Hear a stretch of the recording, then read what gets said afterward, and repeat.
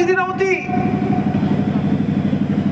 एवढं मुबलक पाणी असून सुद्धा या इथे असणाऱ्या माणसांना पाणी पिऊ दिलं जात नव्हतं. ही या देशाची परिस्थिती होती आणि या पाण्यासाठी आंदोलन करावं लागलं. हा असं एकमेव असा बाबासाहेब आंबेडकरांनी केलेला, बाबासाहेब आंबेडकर आणि त्याच्याबरोबर असणाऱ्या त्यांच्या सर्व सहकार्यांनी ही केलेली एक क्रांती आहे. हे आतापर्यंत आपण पाहिलं की लोक असं म्हणतात की बाबासाहेबांनी पाण्याला आग लावली आणि ते खरं आहे की आपण त्यानंतर या देशामध्ये एक चमत्कार झाला. ज्या माणसाला ज्या बाबासाहेब आंबेडकरांना शाळेमध्ये वर्गाच्या बाहेर बसावं लागलं, त्याच बाबासाहेबांनी या देशाला संविधान लिहून समता, न्याय आणि बंधुत्वावर आधारलेलं असं संविधान दिलं.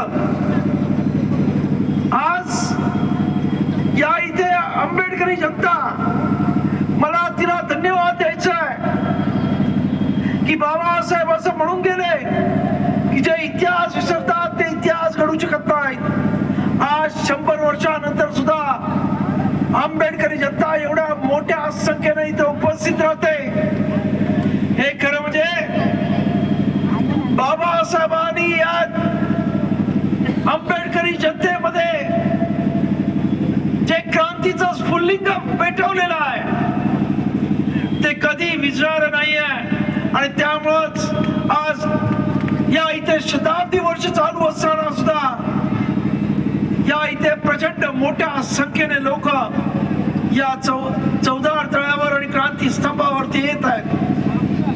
आजचा क्रांती दिन हा या देशामध्ये खऱ्या अर्थानं समाज परिवर्तनाची एक वेगळी दिशा देणारा ठरला, दिशा दर्शक ठरलेला आहे.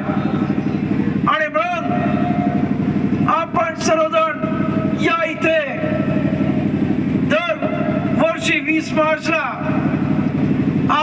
बाबासाहेब आंबेडकर आणि त्यांच्याबरोबर असणाऱ्या त्यांच्या सर्व क्रांतिकारी कार्यकर्त्यांना नमन करण्यासाठी, त्यांना सॅल्यूट करण्यासाठी आपण इथे येतो.